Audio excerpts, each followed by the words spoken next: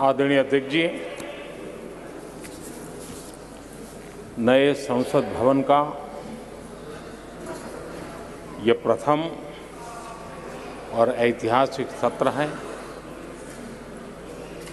मैं सभी माननीय सांसदों को और सभी देशवासियों को बहुत बहुत शुभकामनाएं देता हूं। आदरणीय अध्यक्ष जी, आज प्रथम दिवस के प्रथम सत्र में नए सदन में आपने मुझे बात रखने के लिए अवसर दिया है, इसलिए मैं आपका बहुत बहुत आभार व्यक्त करता हूं। इस नए संसद भवन में मैं आप सभी माननीय सांसदों का भी हृदय से स्वागत करता हूं। ये अवसर कई मायनों में अभूतपूर्व है। आजादी के अमृत काल का ये उषा काल है और भारत अनेक सिद्धियों के साथ नए संकल्प लेकर के नए भवन में अपना भविष्य तय करने के लिए आगे बढ़ रहा है। विज्ञान जगत में चंद्रयान 3 की गगनचुंबी सफलता हर देशवासी को गर्व से भर देती। भारत की अध्यक्षता में G20 का असाधारण आयोजन विश्व में इच्छित प्रभाव, इस अर्थ में ये अद्वितीय उपलब्धियां हासिल करने वाला एक अवसर भारत के लिए बना। इसी आलोक में आज आधुनिक भारत और हमारे प्राचीन लोकतंत्र का प्रतीक नए संसद भवन का शुभारंभ हुआ है। सुखद संयोग है कि ये गणेश चतुर्थी का शुभ दिन है।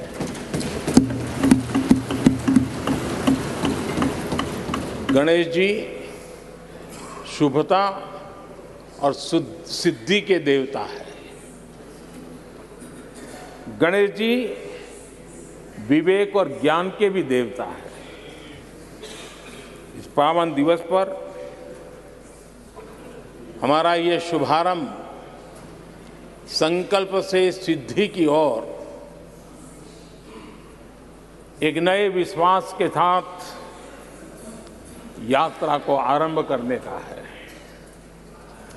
आजादी के अमृत काल में हम जब नए संकल्पों को लेकर के चल रहे हैं, तब अब जब गणेश चतुर्थी का पर्व आज है, तब लोकमान्य तिलक की याद आना बहुत स्वाभाविक है। आजादी के आंदोलन में लोकमान्य तिलक जी ने गणेश उत्सव को एक सार्वजनिक गणेश उत्सव के रूप में प्रस्तावित करके पूरे राष्ट्र में सुराज्य की आहलेख जगाने का माध्यम बनाया था।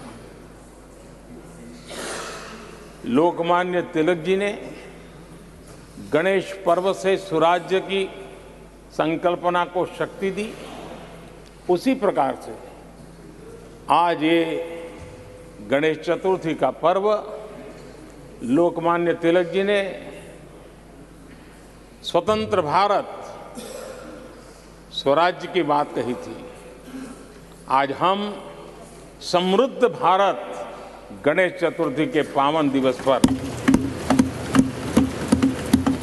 उसकी प्रेरणा के साथ आगे बढ़ रहे हैं।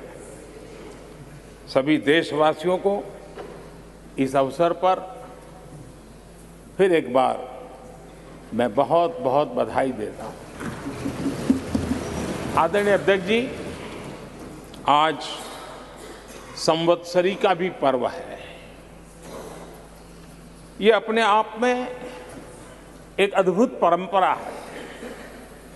इस दिन को एक प्रकार से क्षमा वाणी का भी पर्व कहते हैं। आज मिच्छामि दुक्कड़म कहने का दिन है। ये पर्व मन से, कर्म से, वचन से अगर जाने अनजाने किसी को भी दुख पहुंचाया है तो उसकी क्षमा याचना का अवसर है। मेरी तरफ से भी पूरी विनम्रता के साथ, पूरे हृदय से आप सभी को, सभी सांसद सदस्यों को और सभी देशवासियों को मिच्छामि दुक्कड़म। आज जब हम एक नई शुरुआत कर रहे हैं तब हमें अतीत की हर कड़वाहट को भुलाकर आगे बढ़ना है। इस स्पिरिट के साथ जब हम यहां से हमारे आचरण से, हमारी वाणी से, हमारे संकल्पों से जो भी करेंगे देश के लिए, राष्ट्र के एक एक नागरिक के लिए वो प्रेरणा का कारण बनना चाहिए और हम सबको इस दायित्व को निभाने के लिए भरसक प्रयास भी करना चाहिए। आदरणीय अध्यक्ष जी, ये भवन नया है, यहां सब कुछ नया है, सारी व्यवस्थाएं नई हैं। यहां तक आपके सब साथियों को भी आपने एक नए रंग रूप के साथ प्रस्तुत किया है।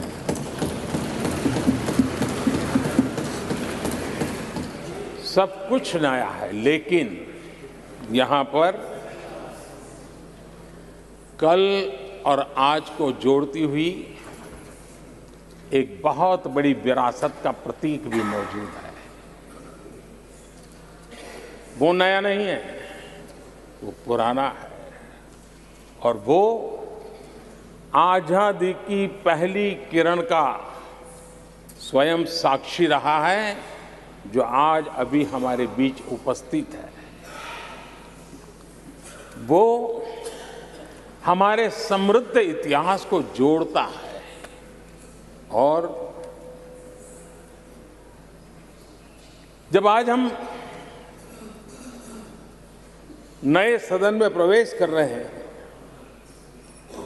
संसदीय लोकतंत्र का जब ये नया गृह प्रवेश हो रहा है तो यहां पर आजादी की पहली किरण का साक्षी जो आने वाली पीढ़ियों को भी प्रेरणा देने वाला है, वैसा पवित्र सेंगोल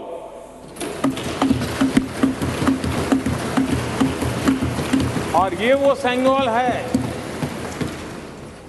जिसको भारत के प्रथम प्रधानमंत्री पंडित नेहरू का स्पर्श हुआ था। ये पंडित नेहरू के हाथों में पूजा विधि कर करके आजादी के पर्व का प्रारंभ हुआ था और इसलिए एक बहुत महत्वपूर्ण अतीत को उसके साथ ये सेंगोल हमें जोड़ता है। तमिलनाडु की महान परंपरा का वो प्रतीक तो है ही, देश को जोड़ने का भी, देश की एकता का भी वो प्रतीक है। और हम सभी माननीय सांसदों को हमेशा जो पवित्र सेंगोल पंडित नेहरू के हाथ में शोभा देता था, वो आज हम सब की प्रेरणा का कारण बन रहा है। इससे बड़ा गर्व क्या हो सकता है। आदरणीय अध्यक्ष जी,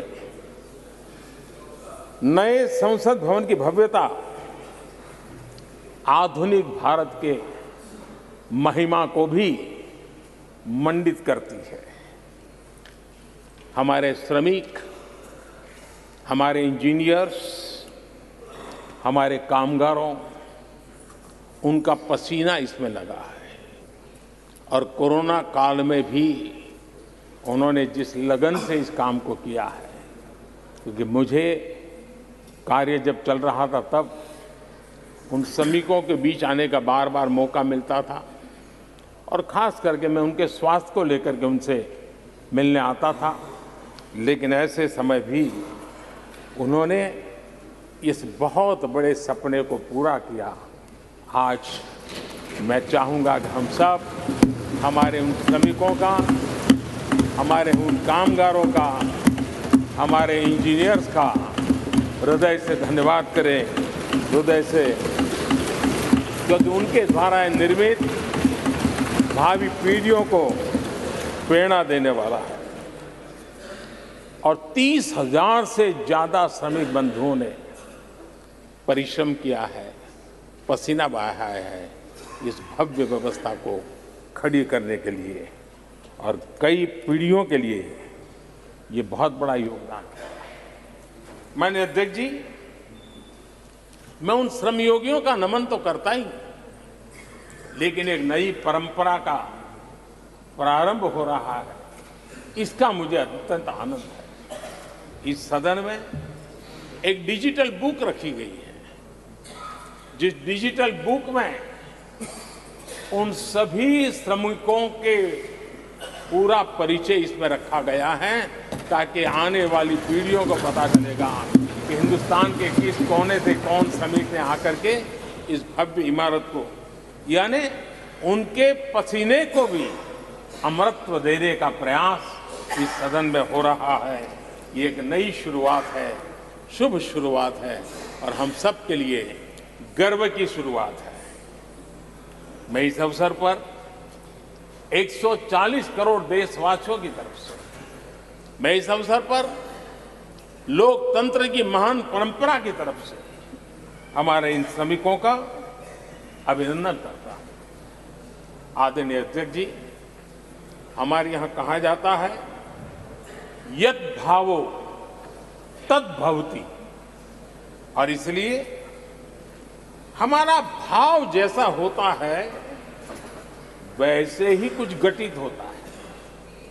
यत् भावो तद् भवति, और इसलिए हम जैसी भावना करते हैं और हम जैसी भावना करके प्रवेश किया है, मुझे विश्वास है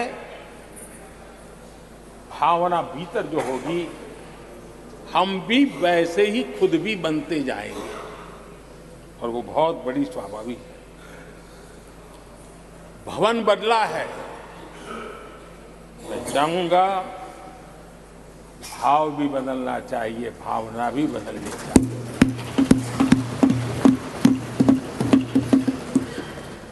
संसद राष्ट्र सेवा का सर्वोच्च स्थान है। ये संसद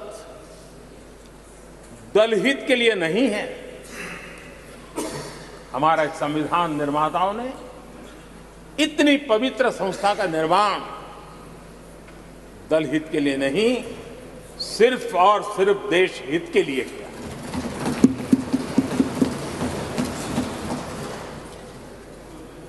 नए भवन में हम सभी अपने वाणी से, विचार से, आचार से संविधान के जो स्पिरिट है उन मानदंडों को लेकर के, नए संकल्पों के अनुसार नई भाव को लेकर के, नई भावना को लेकर के, मैं आशा करता हूं अध्यक्ष जी, आप कल भी कह रहे थे, आज भी कह रहे थे, कभी स्पष्ट कह रहे थे, कभी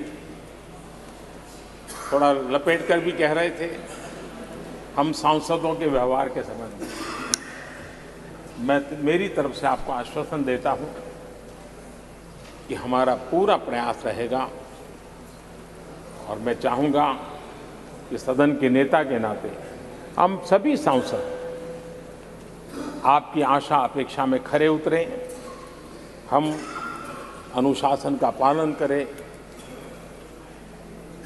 देश हमें देखता है, आप जैसा दिशा निर्देश करें। लेकिन माननीय अध्यक्ष जी, अभी चुनाव तो दूर है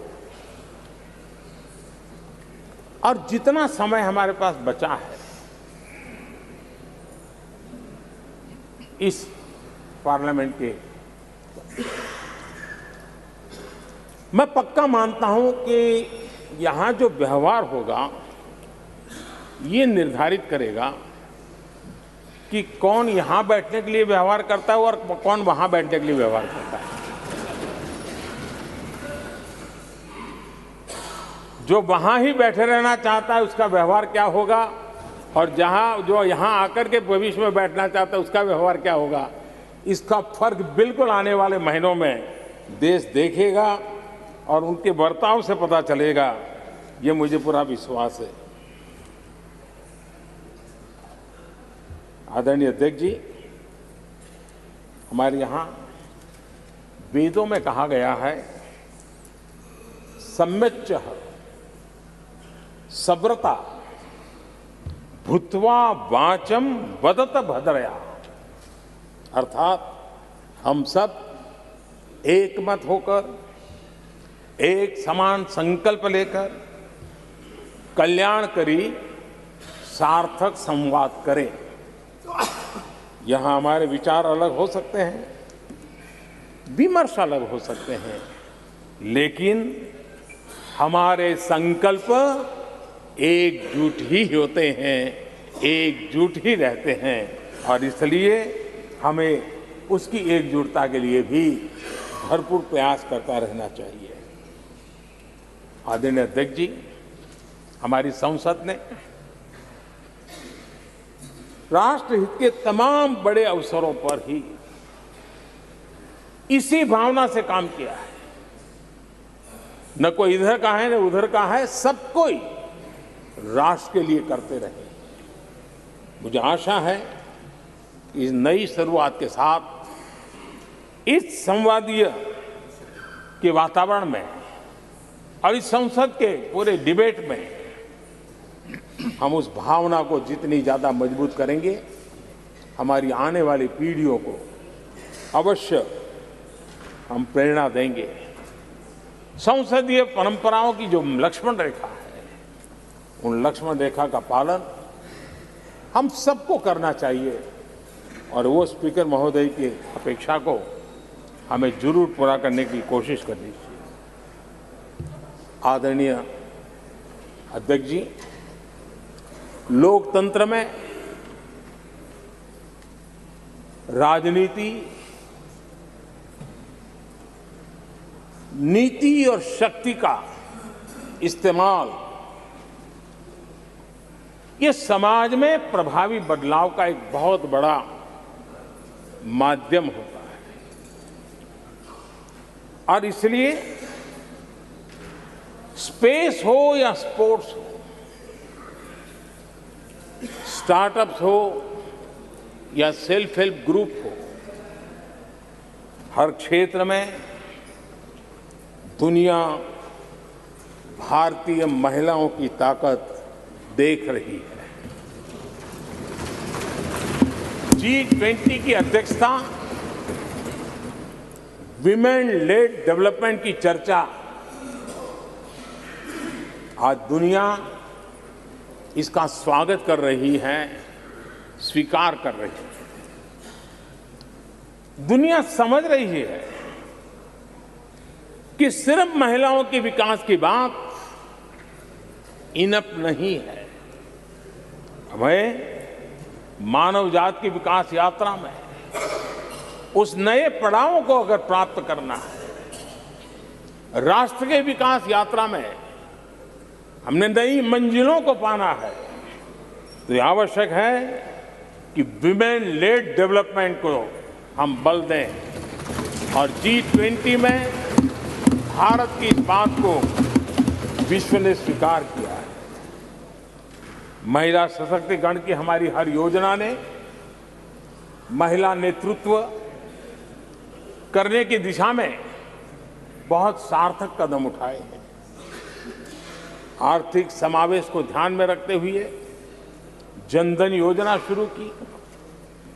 50 करोड़ लाभार्थियों में से भी अधिकतम महिला बैंक अकाउंट के धारक बनी है। ये अपने आप में बहुत बड़ा परिवर्तन भी है, नया विश्वास देता है। जब मुद्रा योजना रखी, ये देश गर्व कर सकता है कि उसमें बिना बैंक गारंटी 10 लाख रुपए की लोन देने की योजना, और उसका लाभ पूरे देश में सबसे ज्यादा महिलाओं ने उठाया। महिला एंटरप्रेन्योर का एक पूरा वातावरण देश में नजर आया।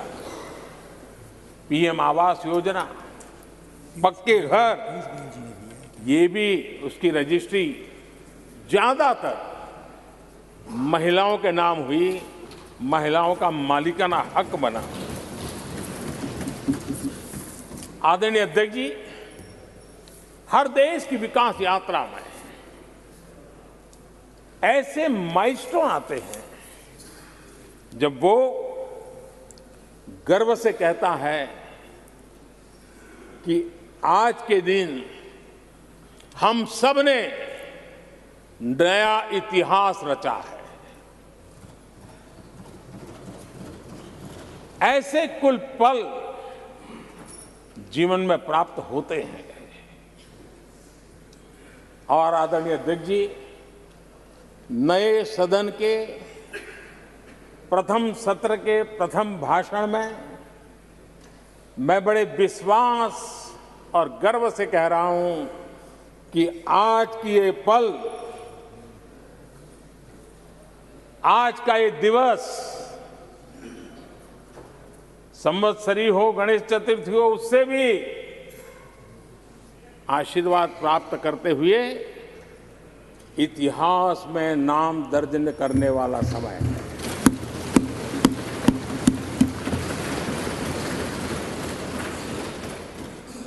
हम सबके लिए पल गर्व की पल है। अनेक वर्षों से महिला आरक्षण के संबंध में बहुत चर्चाएं हुई हैं, बहुत वाद विवाद हुए हैं। महिला आरक्षण को लेकर संसद में पहले भी कुछ प्रयास हुए हैं। 1996 में इससे जुड़ा बिल पहली बार पेश हुआ था। अटल जी के कार्यकाल में कई बार महिला आरक्षण का बिल पेश किया गया, कई बार, लेकिन उसे पार कराने के लिए आंकड़े नहीं जुटा पाए और उसके कारण वो सपना अधूरा रह गया। महिलाओं को अधिकार देने का, महिलाओं की शक्ति का उपयोग करने का वो काम, शायद ईश्वर ने ऐसे कई पवित्र काम के लिए मुझे चुना है।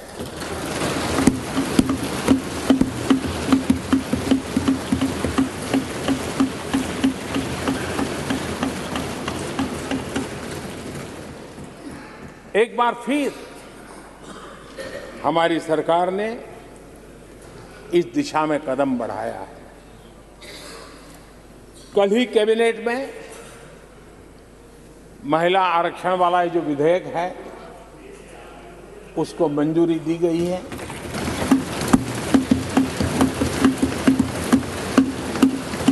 आज 19 सितंबर की ये तारीख इसीलिए इतिहास में अमरत्व को प्राप्त करने जा रहे हैं। आज जब महिलाएं हर सेक्टर में तेजी से आगे बढ़ रही हैं, नेतृत्व कर रही है, तो बहुत आवश्यक है कि नीति निर्धारण में, पॉलिसी मेकिंग में हमारी माताएं, बहनें, हमारी नारी शक्ति अधिकतम योगदान दें, ज्यादा से ज्यादा योगदान दें। योगदान ही नहीं, वे महत्वपूर्ण भूमिका निभाएं। आज इस ऐतिहासिक मौके पर नए संसद भवन में सदन की पहली कार्यवाही के रूप में उस कार्यवाही के अवसर पर देश के इस नए बदलाव का आह्वान किया है और देश की नारी शक्ति के लिए सभी सांसद मिलकर के नए प्रवेश द्वार खोल दें, इसका आरंभ हम इस महत्वपूर्ण निर्णय से करने जा रहे हैं। विमेन लेड डेवलपमेंट के अपने संकल्प को आगे बढ़ाते हुए हमारी सरकार आज एक प्रमुख संविधान संशोधन विधेयक प्रस्तुत कर रही है। इस विधेयक का लक्ष्य लोकसभा और विधानसभाओं में महिलाओं की भागीदारी का विस्तार करने का है। नारी शक्ति वंदन अधिनियम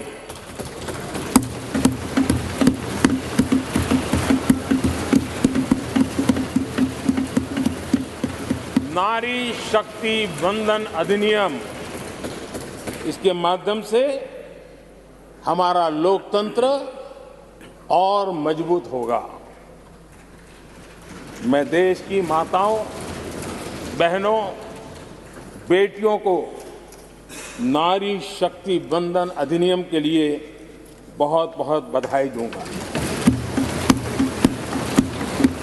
मैं सभी माताओं, बहनों, बेटियों को आश्वस्त करता हूं कि हम इस बिल को कानून बनाने के लिए संकल्पबद्ध है।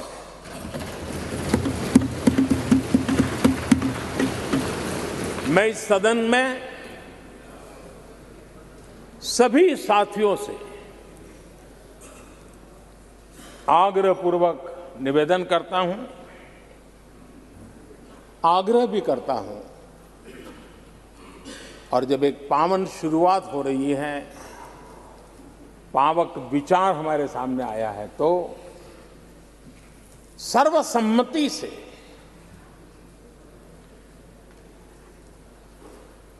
जब ये बिल कानून बनेगा तो उसकी ताकत अनेक गुना बढ़ जाएगी।